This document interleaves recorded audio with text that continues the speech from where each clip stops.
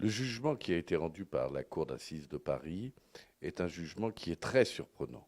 Il est très surprenant parce qu'à l'absence de tout élément matériel, de toute preuve, de tout élément médical, il a été décidé de privilégier le récit d'une parole plutôt que d'une autre. Personne n'était dans la chambre du Marriott ce soir-là. Deux personnes racontent deux histoires différentes. L'une raconte une histoire de viol, l'autre raconte une histoire d'une altercation intervenue entre les deux.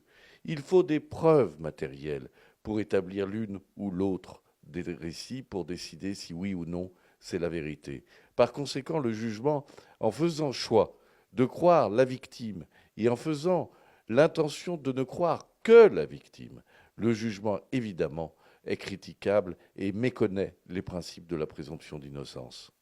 Les expertises médicales qui ont été faites ont démontré qu'il n'existait aucune trace d'ADN dans les organes génitaux de Laura Prioul, ce qui démontre à l'évidence qu'il n'y a eu aucun acte de viol qui ont pu être commis par Saad Lemjaret. Et c'est en dépit de cet élément, c'est en dépit de cette preuve médicale que la Cour a décidé de donner raison à Madame Laura Prioul, ce que, évidemment, nous considérons comme hautement choquant et hautement injuste. La justice est lente en France, parce que la justice prend son temps en France, parce que Madame Prioul a décidé de faire en sorte que cette procédure dure longtemps, en refusant, alors que c'était la volonté des juges, que l'on aille devant un tribunal, ce qui aurait fait une décision rendue en 2019, plutôt que devant la cour d'assises, ce qui est une formation criminelle large et dont la mise en place est beaucoup, beaucoup plus longue.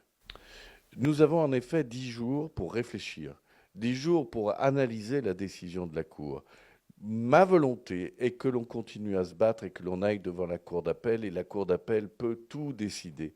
C'est-à-dire que la Cour d'appel peut décider d'annuler le jugement qui a été rendu et de rendre une autre décision rendant son innocence à Saad Lamjared. Avec l'aide de Dieu, nous estimons que quand il y a deux récits, celui de la personne qui est accusée est celui qui doit prévaloir, et qu'en toute hypothèse, la vérité, si la vérité judiciaire doit être la vérité scientifique, alors Saad Lamjared est innocent du viol dont on lui reproche la commission.